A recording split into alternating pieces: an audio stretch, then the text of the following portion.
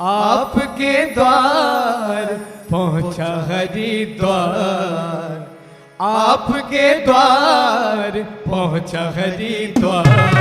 हम हैं तैयार, हम हैं तैयार। गोष्ठी का उद्देश्य घर घर गंगे घर घर कुंभ की स्थापना कैसे होगी अपने जिले में, इसके लिए यहाँ पर जो शांति कुंज हरिद्वार के प्रतिनिधि के रूप में जिन्होंने शांति कुंज से इस योजना को आप हम तक भेज दी गई है। अब आप और हमको सबको बरोबर जानकारी नहीं है, इसलिए हमारे बीच में शांति कुंज हरिद्वार के प्रतिनिधि के रूप में सम्माननीय श्री कृष्ण शर्मा जी पधारे हुए हैं। निवेदन है आएँ और शांति कुंज की इस योजना को हमारे अपने क्षेत्र में जिले में हमको कैसे पूरी करना है और केंद्र की मंशा क्या है, इस संबंध में जानकारी दें सम्माननीय श्री कृष्ण शर्मा जी। सभी को प्रणाम करते हुए अपनी बात को प्रारंभ करते हैं। अपनी बात प्रारंभ करें उसके पहले एक निवेदन है कि पहले थोड़ी सी चैतन्य अवस्था में आएँ, कमर सीधी करें, नेत्रों को कोमलता से बंद करें और ध्यान को सब तरफ से हटाते हुए यहाँ पर केंद्रित करें। हमारे साथ साथ वेद मंत्र, महामंत्र, गायत्री महामंत्र का उच्चारण करने की कृपा करें। ओम भूर्भुवः स्वः तत्सवितुर्वरेण्यं भर्गो देवस्य धीमहि धियो यो न प्रचोदयात्। ओम गुरुर्ब्रह्मा गुरुर्विष्णु गुरुरेव महेश्वरः गुरुरेव परब्रह्म तस्मै श्री गुरुवे नमः। अखंडमंडलाकारं व्याप्तं येन चराचरं तत्पदं दर्शितं येन तस्मै श्री गुरुवे नमः, तस्मै श्री गुरुवे नमः। वंदौ गुरुपदकंज कृपा सिंधु नर रूप हरि महामोहतम पुंज जासु वचन रविकर्णिकर। वंदौ गुरुपद पदुम परागा सुरुचि सुबास सरसु अनुरागा। अमीय मूरि मय चूरन चारु समन सकल भवरुज परिवारु। जनक सुता जग जननी जानकी अतिशय प्रिय करुणा निधान की। ताके जुगपद कमल मनावऊँ जासु कृपा निर्मल मति पावऊँ।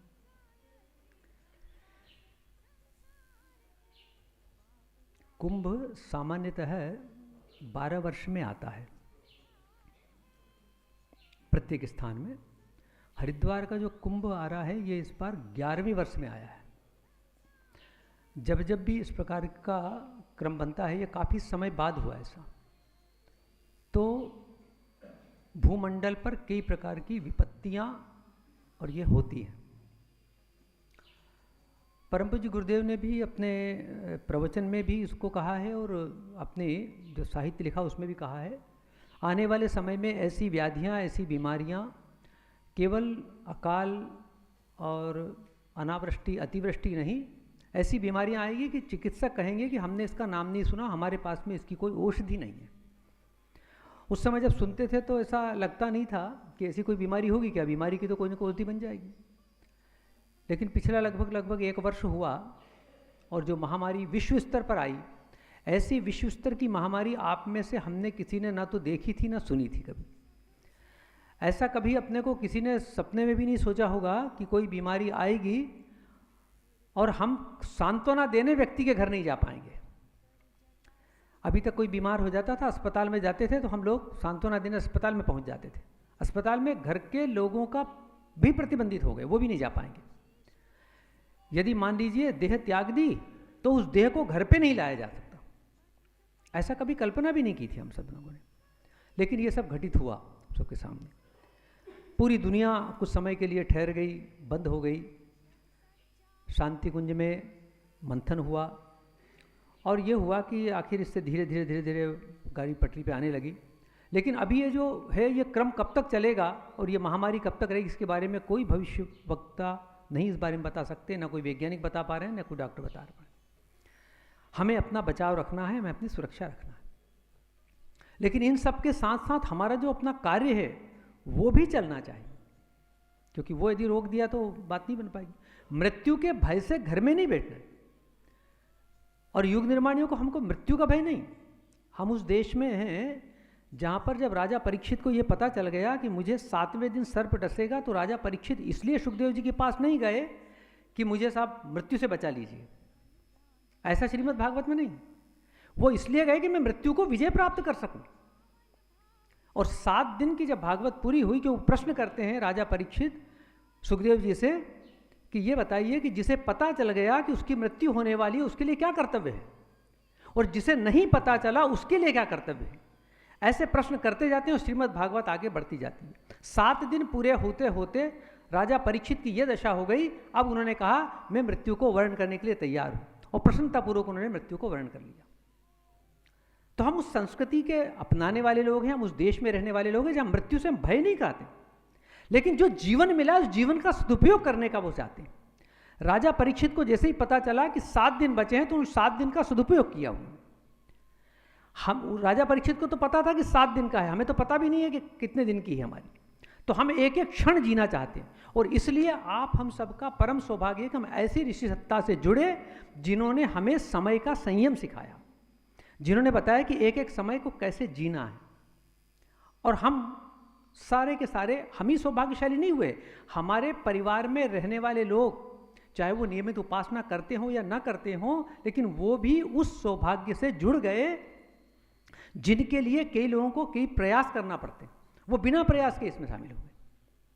तो हम सब लोग सारे के सारे युग निर्माणी जितने यहाँ पर बैठे हैं और जितने सब हैं, हम सब सौभाग्यशाली हैं इस मायने में। हम सबकी तंद्रा को दूर करने के लिए, एक तंद्रा होती है ना, एक तो निद्रा होती है जिसमें नींद आ जाती है, तंद्रा होती है जिसमें नींद नहीं आती, आलस्य आता है, आंखें बंद पड़ी कर रहते हैं, काम नहीं करने बनता। ऐसी तंद्रा की स्थिति में आ गए थे युग निर्माणी अधिकांश। क्या करें, कोई निर्देश ही नहीं। हम लोग काम तब करते हैं अधिकांशतः जब वहाँ से हमको कोई निर्देश मिलते हैं, सामान्यतः कि वहाँ से कोई योजना आई, उन्होंने कहा ठीक है इसको करेंगे हम। सामान्य तौर पर अपन जो अपने नियम का क्रम होता है उसको करते हैं संपन्न। तो वहाँ से योजना बनी कि इस कुंभ को के साथ में हमारे युग निर्माण को जोड़ा जाए। तो योजना बनी हर हर गंगे घर घर गंगे गायत्री। यहाँ अभी तक पहले यदि ये नहीं होता, महामारी नहीं होती, तो निश्चित रूप से यहाँ भी हमारे परिजनों के मन में ये बात आती कि चलो दोनों काम हो जाएंगे, गुरुधाम भी हो जाएंगे, गंगा में डूब स्नान भी कर लेंगे, दोनों काम हो जाएंगे। लेकिन अब वहाँ जाना प्रतिबंधित है। तो योजना बनी, वो हम सब के सौभाग्य से योजना बनी है। अब उस योजना को क्रियान्वित करने के लिए हम पूरे धार जिले में भी घूमे, देवास जिले में भी घूमे हैं, इंदौर में भी सब जगह घूमे हैं। ये मुंह पे देखी हुई बात नहीं है, प्रशंसा नहीं कर रहे, लेकिन जो पंडित जी का काम है यहाँ पर, वो काम थोड़ा सा अनूठा है, अलग है। अलग इस मायने में है, उनका काम उस किसान की तरह से है। किस किसान की तरह से है? एक बार एक जगह भविष्यवक्ता ने भविष्यवाणी कर दी कि साहब इस साल पानी नहीं गिरेगा। ठीक है, पानी नहीं गिरेगा, क्या करें? तो बोले कोई काम ही नहीं है, फिर तो बचा ही नहीं है कुछ। उन्होंने देखा तो बैठे हुए थे सब लोग, चौपाल पे बैठे थे। तो उन्होंने कहा यार वो किसना कहाँ गया? किसना एक किसान का नाम था। बोले वो कहाँ है? बोले पता नहीं कहाँ है। पूछा, बोले वो तो खेत पे गया। तो बोले ये खेत पे क्यों गया? पानी तो गिरना ही नहीं इस साल। तो देखा तो वो खेत पे जुताई कर रहा है। क्यों भैया जुताई क्यों कर रहे हो तुम? तो पानी तो आएगा नहीं। बोले पानी नहीं आएगा, लेकिन अपना काम थोड़ी छोड़ेंगे हम, अपना काम तो करना है हमें, पानी आए या नहीं आए। तो उसने क्या करा, उसने जुताई करके और थोड़ा अपना वो करके एक तालाब बना लिया छोटा सा। अब क्या हुआ कि पानी तो आना नहीं था, लेकिन एक दिन कहीं से बादल उमड़ घुमड़ आ गए और रात में पानी गिरा। पानी गिरा तो पानी ज़्यादा नहीं गिरा, थोड़ा गिरा, लेकिन उतने में उसका तालाब भर गया। बाकी खेतों में जितने था वो पानी सारा का सारा धरती के अंदर चला गया। तो गांव के लोग कहने लगे भैया ये जो किसान था इसने चतुराई करी, ये उस समय में आलस्य में नहीं बैठा जबकि सारे लोग आलस्य में बैठ गए थे। तो हम कई जिलों में घूमे हैं, लेकिन आपका जो पंडित जी का जो चिंतन है, जो दृष्टिकोण है, उनका तो पल पल बल्कि स्वप्न भी देखते हैं तो ये गुरुदेव की योजना का ही देखते रहते हैं। इन्होंने सारी योजना बना ली और इनकी योजना हमें बहुत अच्छी भी लगी, उसको भी हम दूसरी जगह भी उसको लागू करेंगे उसको। तो अब इस योजना को इन्होंने पहले से तैयारी कर ली सारी कि कैसे हमको काम करना है। बाकी लोग रास्ता देख रहे हैं कि भाई ठीक है शांति कुंज से जिस दिन टोली आएगी, टीम आएगी, हमको वो देगी, हम उसके बाद करेंगे। इन्होंने पहले भूमि तैयार कर ली, हम लोग भूमि बाद में तैयार करेंगे। तो जो खेती वाले आप सब लोग, अधिकांश किसान लोग बैठे हैं, किसान लोग जानते हैं कि आगे की खेती आगे आगे, पीछे की खेती भागे जागे। जो खेती में आगे रहता है, एक दिन का भी बोनी का यदि फर्क पड़ जाए तो दूसरे दिन उसमें फसल में फर्क पड़ जाता है। तो आपने पूरी तैयारी कर रखी है, अब हमें यह देखना है कि हम कितने तैयार हैं, हम तैयार हैं कि नहीं है। तो आप जितने बैठे हैं उनमें से कितने तैयार हैं, जरा हाथ खड़ा करें। सब तैयार हैं? अच्छा चलो, अच्छी बात है, बढ़िया, ठीक है साहब। तो एक बार बोलिए गायत्री माता की जय। चलिए, तो तैयार में अपन ने बोल तो दिया जो उसमें कि तैयार हैं, लेकिन करके देख लें कि तैयार हैं कि नहीं है। देखिए, ये जो सारा का सारा काम चलता है सृष्टि का, गायत्री परिवार जो आज एक पूरे विश्व में सबसे बड़ा संगठन है, इसका मूल आधार क्या है? कहाँ से, किस आधार पे खड़ा हुआ है बताओ? किस आधार पे खड़ा हुआ है? पैसे पे? फिर साधना पे खड़ा है ना, तप के आधार पे खड़ा है। परम पूज्य गुरुदेव ने कठोर तप किया, इतना कठोर तप किया, वो गायत्री मंत्र जो केवल जाति विशेष के लिए था, दूसरों को लिए सुनना भी अपराध माना जाता था, उस गायत्री मंत्र को जन जन को सुलभ कराया, कठोर तप किया, और तप के कारण ये सारा का सारा पूरा सरंजाम जुटा है, इतना बड़ा हुआ। हम लोग जो अपना कर रहे हैं, तो हमें भी अपने तप का अंश थोड़ा सा लगाना पड़ेगा। जो कार्य हम लोग कर रहे हैं इसमें परम पूज्य गुरुदेव का ही तप है, हमारा अपना कुछ नहीं है, लेकिन हमें थोड़ा सा अंश तो लगाना पड़ता है। परम पूज्य गुरुदेव का तप तब काम करता है जब हमारे तप का भी कुछ अंश उसमें मिले। विद्युत धारा, ये जिससे माध्यम से आवाज आप तक पहुंच रही है, वो इसमें जो आई है, जो विद्युत प्रदाय हो रही है वहां से, इस विद्युत प्रदाय के साथ साथ में बीच में ट्रांसफार्मर और सब ये यंत्र लगे हुए हैं। अगर वो ना हो तो वो विद्युत धारा केवल खाली तार लाके रख दे तो काम करेगी क्या? नहीं कर पाएगी। तो हमें भी उस स्तर पर अपने आप को कसौटी पर कसना पड़ेगा। तप यदि ना हो तो धरती पर फसल नहीं उगेगी, तप यदि ना हो तो हमारे पेट में जो हम भोजन करते हैं ना, ये पचेगा नहीं, जठराग्नि मंद हो गई तो। रामचरितमानस में भी आया है, तपबल रचई प्रपंच विधाता, तपबल विष्णु सकल जगत त्राता, तपबल शंभु करई संघारा, तपबल शेष धरई मई भारा। तप के आधार पर सारा काम होता है। परम पूज्य गुरुदेव ने बहुत पहले एक पुस्तक लिखी, आप सब उसका नाम भी जानते हैं, गायत्री महाविज्ञान। गायत्री महाविज्ञान कितनों के पास में? हाथ खड़ा करो, कितनों के पास में है? अच्छा, ठीक ठीक। अच्छा बताओ, उसमें कितने प्रकार के तप का उल्लेख है? 12। ठीक, बहुत अच्छी बात। किन्ने बताया भैया? किन्ने? हाथ खड़ा करो जिनने बोला। चलिए, बहुत, इनके लिए ताली बजाओ साहब, हमारे महेश जी राठौड़, वाह साहब। चलिए, अब 12 तप बताए हैं साहब इसमें। अच्छा बताओ, पहला तप, अब महेश जी आप मत बोलना, पहला तप कौन सा है? अभी अपन ने कहा था हम सब तैयार हैं। तो मान ली बाजार में मैं सामान खरीदने जाऊं और पैसा है ही नहीं पास में, तो बताओ मुझे सामान कौन देगा? देगा कोई? उसमें 12 तप हैं, और आपको ये जानकर, ये जो ये देख रहे हो ना यहाँ पे आप, ये जो कुंभ है, जो कुंभ है अपना छोटा कुंभ, मतलब समागम, वो परम पूज्य गुरुदेव ने पुस्तक किन के लिए लिखी? वो किन के लिए लिखी? जो गायत्री महाविज्ञान या 3200 किताबें लिखी, और किन के लिए लिखी? अपने को बेचने के लिए लिखी क्या, कि भैया मेरी किताब को बिकवा देना तुम? उन्होंने लिखी थी कि तुम पढ़ो और दूसरों को पढ़ाओ। हमसे गलती ये हो गई कि हम नहीं पढ़ रहे, दूसरे से कह रहे तुम पढ़ो। हमारा वो क्या था, हमारा सूत्र क्या है? हम बदलेंगे युग बदलेगा, हम सुधरेंगे युग सुधरेगा।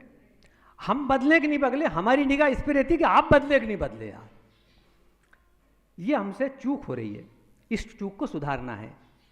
देखो, यदि हमने ये नहीं किया तो हम जो काम करने जा रहे हैं उस कार्य में की सफलता में संदेह रहेगा। क्षमता को आंके बिना, जब वहाँ समुद्र किनारे सब खड़े हुए थे तो उन्होंने कहा भैया कौन जाएगा? तो राम मंत्री ने कहा कि भैया मैं तो अब तो जान सकता, बूढ़ा हो गया मैं, हैं? जठर भय हूँ कहीं रेछे सा, नहीं तन रहा प्रथम बल लेसा, जैसा पहले था अब ऐसा नहीं रहा, तो अब मैं क्या कर सकता हूँ? अंगद ने कहा, अंगद कहीं जाऊँ मैं पारा, जिए संशय का जो फिरती पारा। भैया जा तो सकता हूँ लेकिन वापस लौटने में संदेह है। तब फिर क्या हनुमान जी को खोजा, और हमसे परम पूज्य गुरुदेव ने अपने अंग अवयवों से मैं कहा है, हम में से कोई भी परिजन हनुमान से कम स्तर का ना हो, ऐसा कहा है। और उसमें एक चीज और कही है, जो पहले पहले पत्रक लिखा है उसमें लिखा है कि यह नित्य पढ़ें, अपने अंगों से जो पत्रक है, छोटा सा पत्रक है, कुछ ज़्यादा बड़ा नहीं है, इसको नित्य पढ़ें। अच्छा ईमानदारी से बताओ, आप में से कितने हैं उसको पढ़ते हैं रोज? कैसे काम चलेगा? हमारे लिए लिखा गुरुदेव ने कि इसको नित्य पढ़ें, अब हम नहीं पढ़ेंगे तो काम कैसे चलेगा? अच्छा बताओ, युग निर्माण सत्संकल्प वो किनके लिए? हमारे लिए है कि दूसरों के लिए? अपने लिए है ना। अच्छा कितने लोग हैं जो उसका रोज पाठ करते हैं?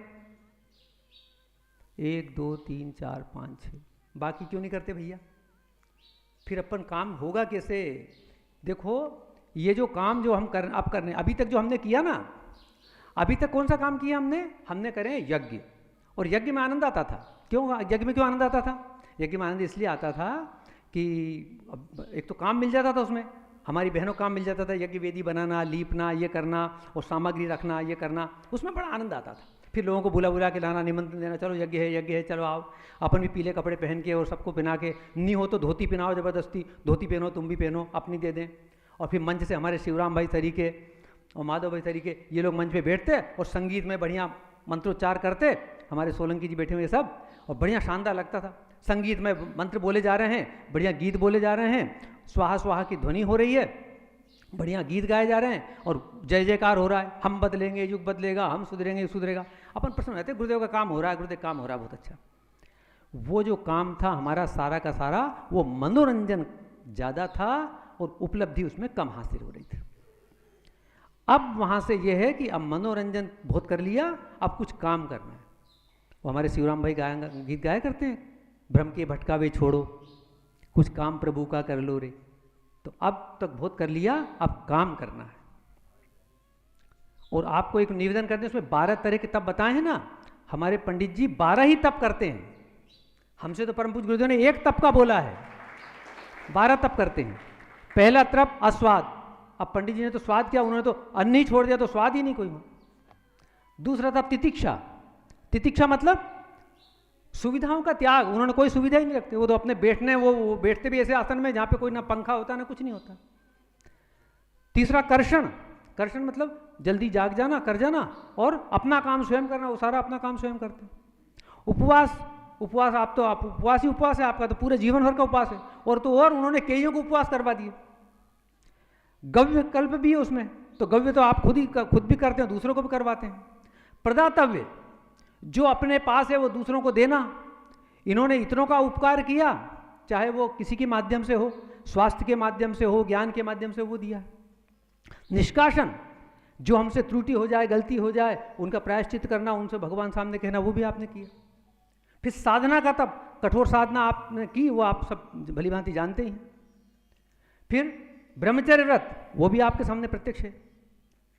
फिर उसके सामने चांद्रायण व्रत स्वयं ने किया और कितनों को करवा दिया उन्होंने। दूर दूर से लोग करने आते हैं, केवल यहाँ बड़वानी जिले के नहीं, खरगोन हो, धार हो, झाबुआ, अलीराजपुर, इंदौर, उज्जैन, सागर, पता नहीं शांति कुंज से लोग आके यहाँ पे करते हैं। तो चांद्रायण व्रत आपने करवा दिया। मौन व्रत भी आप करते हैं और अर्जन तप भी आपने किया। अर्जन मतलब कुछ अर्जित करना। ऐसे 12 तप उसमें बताए हैं आपने। योग वो तो किया ही, योग पे भी आपने वो किया, योग को भी सीखा, प्राकृतिक चिकित्सा को भी आपने सीखा, आयुर्वेद को भी आपने सीखा, दूसरी कई चीज़ें सीखी और समय और प्रबंधन वगैरह सीखा। इतनी चीज़ें सीखी जैसे नहीं। ये 12 ही तप आप करते हैं और हम एक तप नहीं कर पा रहे। पहला तो निवेदन ये है, जिनके पास में गायत्री महाविज्ञान है, घर जाकर उसको पढ़ें। बिना पढ़े बात बनेगी नहीं। और उसमें तप दिया है, पहला तप है आस्वाद। आप में से कितने भाई बहन जो आस्वाद व्रत करते हैं? हाथ खड़ा करें। 1 2 3 4 5 6। अब बताओ कैसे युग निर्माण होगा? हैं? क्या कहते हैं अपन? युग निर्माण कैसे होगा? बोलो, जोर से बोलो। व्यक्ति के, तो व्यक्ति का निर्माण हो ही नहीं रहा, तो कैसे होगा फिर युग निर्माण? ये बताओ। गुरुदेव ने, ये सही है कि गुरुदेव ने संकल्प हमारे आपके दम पे नहीं लिया। उनको पता था कि हमारे बेटे बेटी के क्या वो है कमजोरी, लेकिन ये वो जो करवाना हमसे चाह रहे हैं, वो ये चाह रहे हैं, इसमें 2 फायदे हैं। गुरुदेव का काम तो वो तो कहते थे मेरा काम तो मैं काने कौवे से करा लूंगा, लेकिन वो आपको हमको श्रेय देना चाह रहे हैं, तो उतना तो हमको थोड़ा सा तो करना पड़ेगा ना। आपको पता है परम पूज्य गुरुदेव ने 24 वर्ष तक नमक और शक्कर का स्वाद नहीं चखा था, मालूम है? हमको तो एक दिन का करने को बोला है उन्होंने, एक दिन करना है, तो क्यों नहीं कर पाते अपन? कैसे करेंगे काम बताओ? जब तप नहीं, अच्छा ये बताओ उन्होंने लिखा क्यों है सब? ज्ञान के लिए थोड़ी लिखा है। यदि ज्ञान के लिए लिखा होता तो ज्ञान में रहे तो शास्त्रों में पहले से लिखी हुई बातें, अलग से क्या लिखने की आवश्यकता थी? वो आपके हमारे लिए लिखा है उन्होंने। और यदि हम इसे नहीं करते हैं और इसके बावजूद हम ये पीला दुपट्टा डालते हैं या शिखा रखते हैं और कार्यक्रमों में जाते हैं, तो ये बहुत बड़ा, क्या कहेंगे आप इसे बताओ? आप खुद बोलो, हम तो नहीं कहते, आप खुद को। अब आप एक क्षण के लिए आंखें बंद करके विचार करें और गुरुदेव से आंख मिला, कल्पना कर लो थोड़ी देर के लिए गुरुदेव आ गए यहाँ और पूछ रहे क्यों बेटा आस्वाद करते हो? आप क्या बोलोगे? आप बोलो, बताओ। आपको कुछ पछतावा मन में हो रहा है? ईमानदारी से बोलो, हो रहा है कि नहीं हो रहा है? तो अब हो रहा है तो ईमानदारी से हाथ खड़ा करो। आज से आस्वादवत कितने करेंगे? कितने करेंगे? करेंगे? ताली बजा से बोलिए गायत्री माता की। एक दिन का आस्वादवत करिए, आप उसका परिणाम तो देखिए कितना उसका फायदा होता है। हमने क्या हुआ कि गुरुदेव की बातों को तो हमें अच्छी लगती है हमें, लेकिन हम बस वो अच्छी लगती है, बहुत बढ़िया। अभी हमारे यहाँ भागवत कथाएं होती है और कभी कभी हमारी श्रीमती चली जाती है, हम पूछते क्या हुआ? अरे बोले बहुत आनंद आया। तो क्या आया? अरे बोले बहुत अच्छा आनंद आया। ऐसे आनंद हम लोगों ने भी लिया। हमारे परम पूज्य गुरुदेव ने आनंद लेने के लिए नहीं कहा, उन्होंने कहा बेटा इसमें से एक चीज़ धारण करना है। अच्छा एक बात बताओ, हम लोग यज्ञ करते हैं, करवाने जाते हैं? कितने भाई बहन जो यज्ञ करवाने जाते हैं? जो यज्ञ करवाने जाते हैं इतने करवाते हैं, ठीक ठीक, नीचे कर। अच्छा यज्ञ में जब अपन कर्मकांड करवाते हैं तो उसमें व्याख्या करते हैं अपन, आचमन की व्याख्या करते हैं और शिखाबंधन की व्याख्या करते हैं और न्यास की व्याख्या करते हैं और जगह जगह सबकी व्याख्या करते हैं। अपने घर में भी हम यज्ञ करते हैं तो वहाँ हम कितनी देर व्याख्या करते हैं? उतनी देर करते हैं जो बाहर करते हैं उतनी देर। तो वो व्याख्या किसके लिए हुई? उनके लिए हुई, दूसरों के लिए, अपने लिए नहीं। ऐसा कहते हैं, क्या कुम्हार का बोलते हैं ना, ऐसा कुम्हार फूटी हांडी में खाता है। तो हम दूसरों को ज्ञान देने निकले हैं लेकिन हमारे झोली खाली, तो दूसरों को बांटिया है सारा। पहले तो हमें करना चाहिए। अच्छा बताओ, यदि मान लीजिए अभी यहाँ से जाएं और पंडित जी आपको 2-2 लड्डू दें, सबको 2 लड्डू ले जाओ, ठीक? तो लड्डू ये बताओ कि कोई अनजान आदमी मांगे उसको दोगे या खुद खाओगे? बताओ क्या करो? पहले खुद खाएंगे या दूसरों को देंगे? खुद खाएंगे पहले। जो अच्छी चीज है वो खुद खाएंगे, और यदि ये उम्मीद हो कि और मिल जाएगा तब तो दे देंगे, अकेले भैया तुम ले लो। तो जो अच्छी चीज है, जो मूल्यवान चीज है, उसको हम पास में रखते हैं। ये हमारा नियम है मनुष्य का। लेकिन हम मूल्यवान किसको समझ रहे हैं? ये जो भौतिक चीज है, यदि इसको हमने मूल्यवान समझा है तो मानना चाहिए बहुत बड़े हम भ्रम में हैं। मूल्यवान वो है जो पहले भी मूल्यवान थी, अभी भी मूल्यवान है और बाद में भी मूल्यवान रहेगी, उसे मूल्यवान कहते हैं, जिसका मूल्य कम नहीं होता। बाजार से आप कोई भी चीज खरीदें उसका मूल्य कम होता है, कम क्षण होगा ही होगा। आप कितनी अच्छी चीज लाओ, आपने भोजन करने बैठे, गुलाब जामुन खाया, 1 खाया, 2 खाया, 3 खाया, जितनी आपकी क्षमता है, उसके बाद में अब आपको कोई कितना रुपया भी दे तब भी आप नहीं खाएंगे, मना कर देंगे, नहीं खाएंगे आप। क्यों? अब उसका मूल्य आपके लिए खत्म हो गया। सोना लाएं, आप लाए, सोना लाते ही यदि बेचने जाएंगे तो मूल्य कम हो गया, उसका तत्काल मूल्य कम हो जाता है। उसी सोने को आप एक दिन पहनो और कह दो इसको हमको बेचना है, मूल्य कम हो गया। नई गाड़ी लाओ, दूसरे दिन बेचो, मूल्य कम हो जाएगा। लेकिन जिसका मूल्य कम किसका नहीं होता बताओ?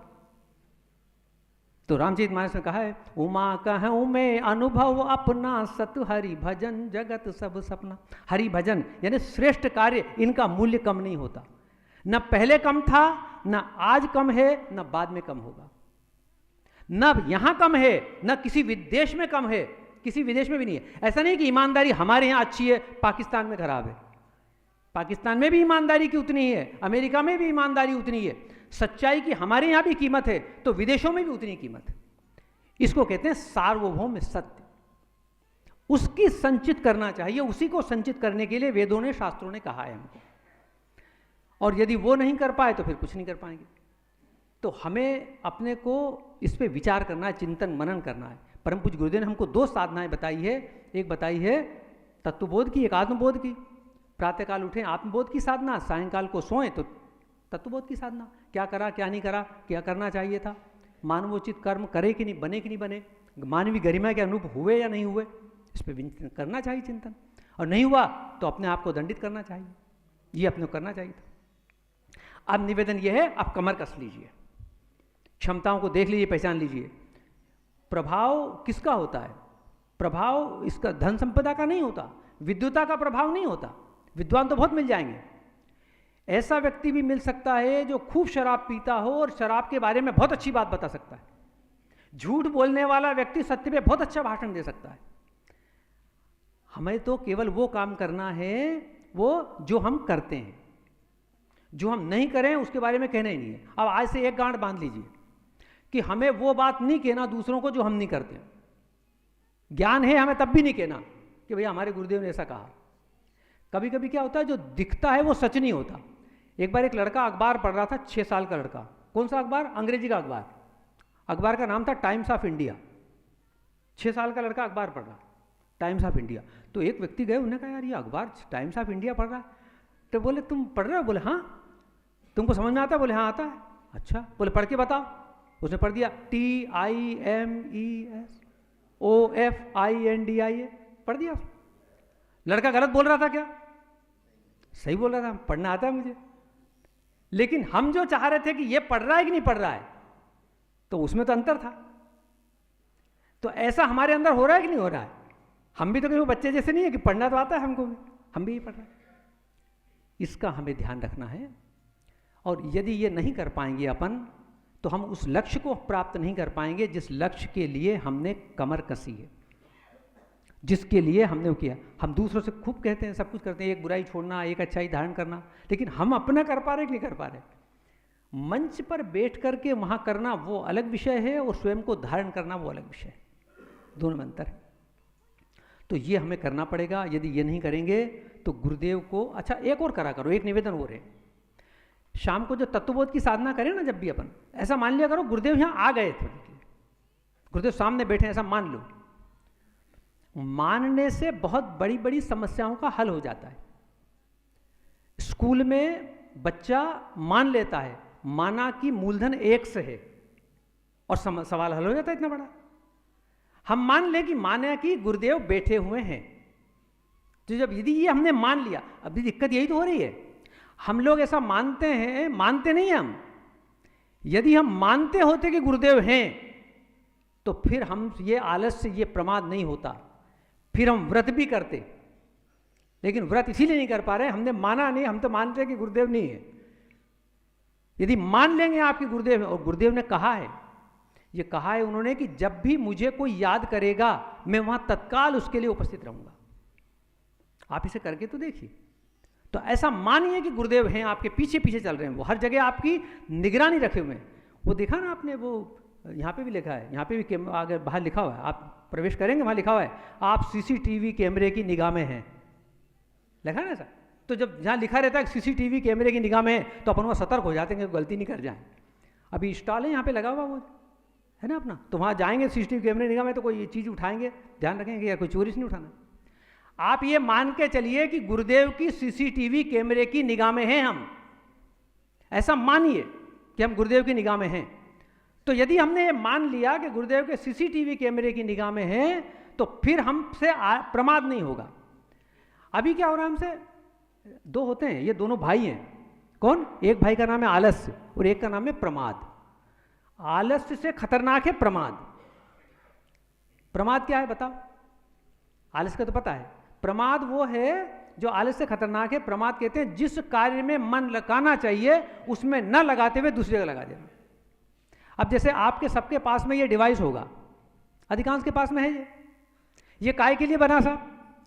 कोई बात करने के लिए बना है कि किसी से बात कर लें। अब ये इसमें सुविधाएं विज्ञान के आविष्कार से ये हो गई कि किसी की फोटो आ सकती है, कोई कागज आ सकता है, अपन किसी से सामने देख के बात कर सकते हैं, ये कुछ चीज़ें इसमें बढ़ गई।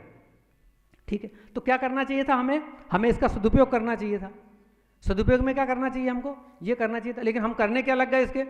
अब वो घर में बैठे जितने लोग हैं उतने सब चल रहा है। बात ही नहीं कर रहे हैं। तो ये इसके लिए था क्या? इसका नाम है प्रमाद। ये है प्रमाद। ये प्रमाद आपको काम नहीं करने देता है। तो आप दूसरे वो जो 12 तप बताए ना, उसमें एक व्रत इसका भी ले लेना कि इसको चलाओ, लेकिन कितनी देर चलाना और क्या चलाना, ये ध्यान रखना है उसका। तो ये यदि करेंगे तो अपन कर पाएंगे। तो ये मान के चलिए गुरुदेव हमारे पास हमेशा के लिए हमारे साथ हैं। और यदि गुरुदेव को ऐसा मान लिया आपने, गुरुदेव हमें साथ हैं, तो फिर हमसे गलती नहीं होगी, क्योंकि हमारे मन में डर रहेगा, भय रहेगा। हमारे मन में भय होना चाहिए। हमें भय नहीं है। यदि भय होगा तो हम गलती नहीं करेंगे। डर से आदमी गलती नहीं करता। भय होगा ना आदमी को कि यार वो है, तो आदमी नहीं करेगा गलती। जब भय नहीं रहता तो आदमी से गलती होती है। तो हमारा निवेदन ये है, गुरुदेव ने कहा है जब तक युग निर्माण नहीं होगा मैं यहीं रहूंगा। इस पर विश्वास करिए। हम लोग विश्वास नहीं कर रहे हैं। यदि विश्वास होगा तो गलती होगी ही नहीं हमसे। तो ऐसा मान के चलिए कि गुरुदेव यहां पर हैं। और गुरुदेव ने मालूम है क्या कहा है? गुरुदेव कौन है? हम शायद पहचान नहीं पा रहे उनको। गुरुदेव ने कहा मेरा परिचय क्या पूछ रहे हैं, मैं रचयिता रक्षक पोषक हूं। कौन है गुरुदेव? ब्रह्मा है, विष्णु है, महेश है गुरुदेव हमारे। मेरा परिचय क्या पूछ रहे हैं, मैं रचयिता रक्षक पोषक हूं। मैं शून्य किंतु फिर भी विराट में आदि ऋचा उद्घोषक हूं। मैं एक किंतु संकल्प किया तो एक को हम बहुश्याम हुआ। मैंने विस्तार किया अपना, ये ब्रह्मांड उसी का नाम हुआ। ये चांद और सूरज मेरी आंखों में उगने वाले हैं। हे एक आंख में स्नेह दूजी में प्रखर उजाले हैं। मनचाही सृष्टि रचाने की क्षमता वाला मैं कौशिक हूं। मेरा परिचय क्या पूछ रहे, रचयिता रक्षक पोषक। मैंने संकल्प किया इस धरती को स्वर्ग बनाऊंगा। तो स्वर्ग बनाएंगे, देवता कहां से लाएंगे? तो आगे कहते हैं इस ही धरती के मानव को शोधूंगा, इसको ही देव बनाऊंगा। लाऊंगा मैं उज्जवल भविष्य, उसका साक्षी ये दिनकर है। मेरे संग सविता के साधक गायत्री वाला परिकर है। मैं युग दृष्टा, युग सृष्टा, युग परिवर्तन उद्घोषक हूं। मेरा परिचय क्या पूछ रहे, रचयिता रक्षक पोषक हूं। ये गुरुदेव ने कहा है। और गुरुदेव क्या कहते हैं? गुरुदेव कहते हैं जनहित में विष पीने की विष पाई मेरी क्षमता है। गुरुदेव ने जो किया इतना किसके लिए किया? जनहित में विष पीने की विष पाई मेरी क्षमता है। जन पीड़ा से विगलित होती ऐसी करुणा है, ममता है। मैंने साधारण मानव को बजरंग बनाकर खड़ा किया। परम पूज्य गुरुदेव ने हमसे कहा है हम में से प्रत्येक व्यक्ति हनुमान से कम स्तर का ना हो। मैंने साधारण मानव को बजरंग बनाकर खड़ा किया। मेरी गीता ने अर्जुन को अन्याय मिटाने खड़ा किया। विकृतियों से लोहा लेने सुर संस्कृति का संयोजक हूं। मेरा परिचय क्या पूछ रहे, रचयिता रक्षक पोषक हूं। ऐसे गुरु के शिष्य हैं हम जो वो थे। लेकिन अपनी गरिमा को याद करना है। हम गरिमा को भूल रहे हैं। परम पूज्य गुरुदेव ने एक लाइन लिखी है, अपना मूल्य समझो और विश्वास करो कि तुम संसार के सबसे महत्वपूर्ण व्यक्ति हो। सबसे महत्वपूर्ण व्यक्ति हो, यह हमें याद रखना होगा। हम गरिमा भूल जाते हैं, इसलिए हमें याद नहीं रहता। तो अपनी उसको याद रखना है। यही निवेदन है, क्योंकि कार्य बहुत बड़ा है। अभी तक जो हमने कार्य किए वो कार्य हमारे मनोरंजक परक थे। अभी कार्य जो हमारे थे वो समूह वाले कार्यक्रम थे। समूह में अभी भी होंगे, लेकिन अब लक्ष्य वाले कार्यक्रम होंगे जिसमें लक्ष्य निर्धारित रहेगा। अभी तक जो हम कार्यक्रम करते थे उसमें लक्ष्य नहीं रहता था। यज्ञ करना है, ठीक है, इतना कुंडी होगा, कर लेंगे, सब लोग आ जाएंगे, आहुति हो जाएगी, इतना वो कर देंगे। अब लक्ष्य निर्धारित हो गया हमारे सामने कि हमें इतने घरों में देव परिवारों की स्थापना करनी है। तो कार्य बड़ा है, कार्य गंभीर है, कार्य लक्ष्य निर्धारित करके करना है। कार्य की योजना पंडित जी ने बहुत अच्छी बना ली है। आपको उसको क्रियान्वित लेकिन आपको करना पड़ेगा। तो क्रियान्वित करने वाला, यदि योजना बहुत अच्छी हो लेकिन क्रियान्वित करने वाले ठीक नहीं हो तो लक्ष्य प्राप्ति में संदेह रहेगा। इसलिए निवेदन यह है कि जितनी संख्या में आप यहाँ आए हैं उस सबके सब आप प्राणपण से जुटें, अपनी शक्ति को संचित करें, अपनी सामर्थ्य को बढ़ाएं। हमारी सामर्थ्य बहुत बड़ी है। हमारी सामर्थ्य का हम पूरा उपयोग तो कर ही नहीं पा रहे हैं। जितनी सामर्थ्य है हमारी, उसका पूरा उपयोग नहीं हो पा रहा। सामर्थ्य बहुत है, काम बहुत कम कर पा रहे हैं। तो पूरी ताकत लगाइए, पूरी ताकत लगाइए। अभी ताकत हमारी लगा ही नहीं रहे हम, यूं समझो आप। अभी तो वो जैसा होता है ना, कहीं गाड़ी फंस जाती है और फिर वो हो जाता है, तो कहा लगा जोर, तो अपन दूर खड़े खड़े बोलते हैं हाँ लगा जोर। तो दूर खड़े होकर जोर नहीं लगाना है, पास में जाके लगाना है जोर, तब ताकत लगेगी। तो वो ताकत लगाएंगे तब कार्य हासिल हो पाएगा, तब वो लक्ष्य हासिल हो पाएगा, तब हमें कुछ उपलब्धि हासिल हो पाएगी। तो यही निवेदन था। एक और निवेदन थोड़ा करना चाहूँगा। देखिए, हम लोग युग निर्माणी हैं और हमारे 7 आंदोलन हैं। 7 आंदोलन में हमारे साधना का आंदोलन भी है, शिक्षा का भी है, पर्यावरण का आंदोलन भी है, पर्यावरण के लिए एक निवेदन है, तो कुछ बहनें फल लाई थी। फल लाई बहुत अच्छी बात है, लेकिन फल जिसमें लाई थी वो चीज़ ठीक नहीं थी। वो पॉलीथीन की थैली में केला, पॉलीथीन की थैली में वो दूसरी चीज़, और पॉलीथीन थैली में वो नहीं लाना चाहिए। आपको पता है ये पॉलीथीन क्या है, कितना दुष्प्रभाव है इसका। आप संकल्पित होइए कि हम पॉलीथीन में कोई चीज़ नहीं लाएंगे। देखिए, संकल्प का कोई विकल्प नहीं होता। अगस्त मुनि ने संकल्प किया था कि हम इसको सागर को सुखा देंगे, सुखा दिया। भगवान राम ने संकल्प किया कि निश्चरहीन करो वहीं पन करी भुजा उठाए, उन्होंने निश्चर से विहीन कर दी। परम पूज्य गुरुदेव ने संकल्प किया, मैंने संकल्प किया है धरती पर स्वर्ग बसाऊंगा, तो वो उस योजना चल रही नहीं चल रही है। तो हम छोटा संकल्प करना है। हमको क्या संकल्प करना है? पॉलीथीन में कोई चीज़ नहीं लाएंगे। और आपको पता है, आप गायत्री धाम में हैं, गायत्री धाम में तो आए तो पॉलीथीन तो लाना ही नहीं चाहिए। आप यहाँ तो प्रतिबंधित है, लेकिन अब वो ये है कि कोई कठोर कार्रवाई हो, तो हमें डर वहीं का लगता है। कहाँ जब कोई कठोर कार्रवाई हो। मास्क लोग इसलिए लगाने लगे कि उस पर नगर निगम और पुलिस वाले जुर्माना लगाने लगे थे। शहरों में इसलिए लगाने लगे, नहीं तो मास्क लगाते नहीं थे लोग। बोल नहीं, हमके तो हो ही नहीं कोरोना। अरे आपको नहीं होगा भाई, दूसरे को तो हो सकता है। तो हमारे अंदर डर की आदत पड़ गई। हमें डर केवल, हम किसका डर मानना चाहिए? हमें डर मानना चाहिए आदर्शों का, हमें डर मानना चाहिए सिद्धांतों का, हमें डर मानना चाहिए नियमों का। हम किसी के भय से नहीं, अपने अंदर आदर्शों की और उमंगों की ऐसी, सिद्धांतों के प्रति ऐसी ललक उठे कि हम बरबस उनका पालन करें। कोई देख रहा है या नहीं देख रहा है, मुझे उससे क्या लेना देना है, लेकिन मुझे नियम का पालन करना है। तो ये निवेदन है, पॉलीथीन में कितनी ही महंगी, कोई आपको, हम तो ये कहें, हम उस स्तर तक हमें जाना चाहिए, यदि पॉलीथीन की थैली में कोई नोट भर के दे, हम मना कर दें, पॉलीथीन में नहीं लेंगे हम। किसी शादी ब्याह में कहीं जाते हैं आप, और यदि डिस्पोजेबल ग्लास, डिस्पोजेबल कटोरी में यदि गुलाब जामुन रबड़ी मिलती है, उसको अस्वीकार कर दें, ये गुलाब जामुन रबड़ी नहीं खाएंगे हम डिस्पोजेबल में। आप करके तो देखिए, संकल्प बल में बहुत बड़ी शक्ति होती है। संकल्प के बल पे ही सारे काम होते हैं। अपन यज्ञ में क्यों करवाते हैं संकल्प? सत्प्रवृत्ति संवर्धनाय, दुष्प्रवृत्ति उन्मूलनाय, लोक कल्याणाय, आत्म कल्याणाय, वातावरण परिष्काराय, उज्ज्वल भविष्य कामना पूर्ते च। और फिर आगे क्या बोलते हैं बताओ? इसके आगे क्या बोलते हैं? प्रबल, प्रबल पुरुषार्थम। पुरुषार्थ नहीं करूंगा, प्रबल पुरुषार्थ करूंगा, ये संकल्प बोलते हैं। अपन ने कितनी बार बोला है? तो प्रबल पुरुषार्थ दिखना चाहिए ना। वो प्रबल पुरुषार्थ नहीं दिखेगा तो कैसे काम चलेगा? अपनी इनको मन की इच्छाओं को कंट्रोल करना पड़ेगा। तो प्रबल पुरुषार्थ करिए। प्रबल पुरुषार्थ मतलब नहीं, युग निर्माणी की पहचान क्या? भैया ये पॉलीथीन में नहीं लेते नहीं। सब्जी वाला आपको जान जाए, दुकान वाला जान जाए आपको, भैया ये बहन जी पॉलीथीन में नहीं लेती आज, ये तो कोई थैली आई हुई। आप इतना बड़ा वो बैग लटका रख सकते हैं, बैग में थैली रख लो, एक कर सकते हैं। बहनें तो सबके पास में बैग होता है, हैंड बैग सबके पास होता है, भाइयों के पास नहीं होता, लेकिन बहनों के पास तो अधिकांश हैंड बैग रहता ही है छोटा सा। तो बैग में एक पॉलीथीन की एक थैली, कपड़े की थैली रख लो, काम बन जाएगा। और भाई लोग भी, ऐसा नहीं कि बहनें ही, भाई लोग भी ये करें कि एक हमेशा कपड़े की थैली साथ में रखें। संकल्प करिए कि हम पॉलीथीन में कोई चीज़ नहीं लाएंगे। देखिए, ये दुनिया जो अच्छी बनेगी, ये संकल्पों के आधार पर हो रही है। परम पूज्य गुरुदेव ने इसीलिए हमारे लिए जो युग निर्माण संकल्प हमने लिखा है, और हम उसमें पाठ करते हैं। क्या करते हैं? नागरिक कर्तव्यों का पालन करेंगे। तो ये नागरिक कर्तव्य है कि हम पॉलीथीन का प्रयोग ना करें, ये नागरिक कर्तव्य, आज वक्त की पुकार है। तो ऐसा निवेदन है आपसे, इसको करिएगा। ये सब बातें आपसे कही और चर्चाएं हैं, अपनी बात है, अपनों से अपनी बात है। कहीं बात कोई आपको यदि अनुचित लगी हो, कोई ऐसा लगा हो कि ये ठीक नहीं है, तो उसे ये माने कि वो हमारी वाणी का दोष था। यदि कोई अच्छी बात लगी हो, जो आपको लगी हो कि इसे अपनाना चाहिए, उसे परम पूज्य गुरुदेव की का माने और उसे अपने जीवन में लाएं। आप सभी के लिए बहुत बहुत मंगल कामना करते हैं। और हमारे YouTube चैनल गायत्री धाम सेंधवा को सब्सक्राइब करें और बेल आइकन जरूर दबाएं। गायत्री धाम की समस्त गतिविधियों के बारे में आपको अपडेट मिलती रहे।